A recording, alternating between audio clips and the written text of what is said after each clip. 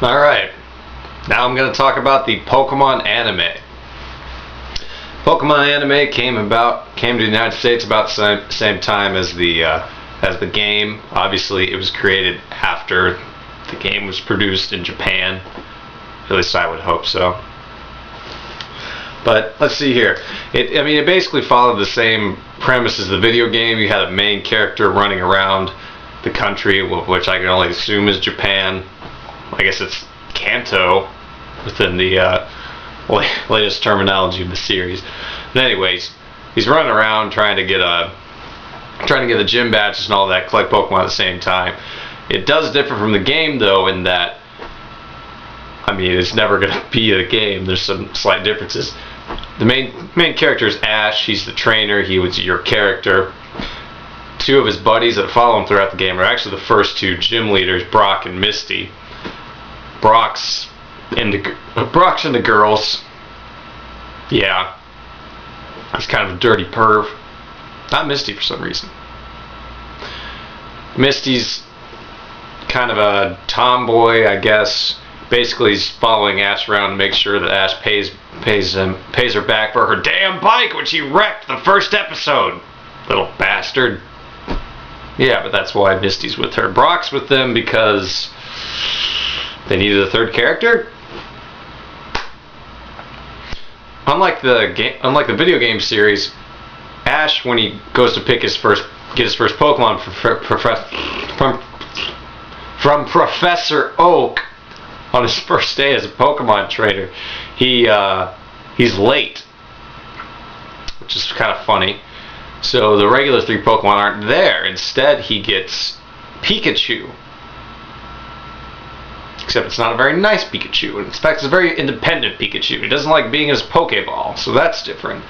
But, it's interesting, I guess. Obviously it's created a beloved character and all that. Note of trivia, though. You wonder what Pokemon Gary gets, Gary being the rival, who's kind of a snot-nosed little rich brat. He becomes better later in the series, but anyway. You're given hints of what Pokemon he got out of the original three, which would have been Charmander, Squirtle, or Bulbasaur. He actually picked Blastoise. Picked Squirtle. Much later in the series, you see him use a Blastoise. So that's the answer there on who he got. We never know what the hell happened to the other two trainers. It could be dead somewhere for all we know. Anyway, Ash eventually does actually meet up with a Charmander, a Squirtle, and a Bulbasaur, respectively, and they become part of his team. So eventually, first Pokemon he catches is a Caterpie, which evolves into Butterfree and all that. Catches a Pidgeotto, and then he finds a Charmander, Squirtle, and Blastoise, and those all three like him, so they join him and whatnot. And that's his first 6 Pokemon. That's his team for a while. Eventually, Butterfree leaves. Actually, he catches a Krabby, which then has to go back to Professor Oak, which confuses him for some reason. Butterfree leaves, and then I don't remember who he gets after that. He gets, I think, he picks up some Tauros and a Muck. I'm trying to remember what else. Krabby evolves. He gets Charizard. Charmander is his first Pokemon that his evolution means something. Sorry, Butterfree. What else? Anyway. Unlike the video game series again, Team Rocket actually tries to mess with them every episode. You got Jesse and James, and they're talking Meowth for some reason. They decided a Pokemon's gonna talk. I don't know, it just does. But they're always trying to steal Pikachu and other valuable Pokemon, and they kind of mess with them every day, every damn episode. They're usually not very effective, but it leads to comics and hijinks, and I liked James. James was funny. What else is there about the series? There are a few banned episodes, which I will talk about in my Pokemon controversies. I'm trying to think of what else. Basically, he goes through, he gets to the Elite Four and all that, he beats that, eventually they go on to basically they caught up with where the video game was. Since they didn't have any new content, they decided to do a side story, which is not uncommon for anime. Dragon Ball Z does it when they do the Piccolo, or excuse me, the Garlic Jr. saga. Anyway, they go to the Orange Islands. They meet up with a new character for some reason, Tracy. They left Brock.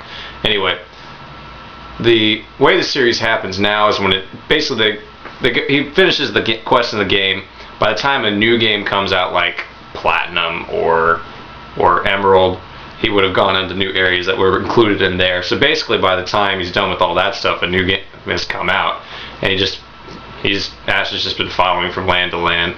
Pikachu's still with him. He's very powerful now. Some of his other Pokemon, basically, he kind of usually restarts whenever he heads to a new land, because he's invariably going to pick up the 3-star just from each land and a couple other Pokemon. I think he got a... where did he get in Johto? He got a Noctowl. He usually picks up the bird, main bird, the 3 starters, Pikachu, and then somebody else. He's picked up a Gligar recently. He's picked up something else. Within the past couple main series, the female character will be, instead of Misty, it will be the female player character from the game. Like it was May in the last one, and now it's the blue-haired chick from this one. I don't remember her name. Yeah, I really don't. I think Brock pretty much stays with them now just because he's funny, you know. Usually one of the starters evolves. It was Chikorita. It was Chikorita, and then Trico, and then I don't know what it was in this game. I think it was Empoleon, but I think Brock had him. But that's basically how the series works. It's still going from the time it started when Pokemon was new in the United States. It's still going on, which means it's 10 or 11 years old now. It's going on for a while, just as long as Pokemon has. So, what else is there to say about the series? It was on syndication, then it was on Kids WB, and now it's on Cartoon Network. When there's a time period in the third run of the games, like Sapphire and Ruby, that a lot of the companies that were doing the Pokemon things, like the card game and the TV series, didn't have as much interest in them anymore, and that's when Cartoon Network picked it up. So, picked it up. I think it must be still doing good on their network because they keep showing it, you know? I mean, it was kind of fun. It was kind of formulaic. In the beginning, it was really goofy, and it got a little bit more serious when they got into the third game, stuff like that. Personally, I like the Pokemon battles sometimes. It's because I think they don't really live themselves to 4 moves. They had some big battles, actually, including fighting some legendaries. Charizard actually fought at Articuno, and I believe he won, actually. So that was kind of cool. I think... who else did they fight? Regice. I think Pikachu fought a Regice and may have won. I don't remember. So...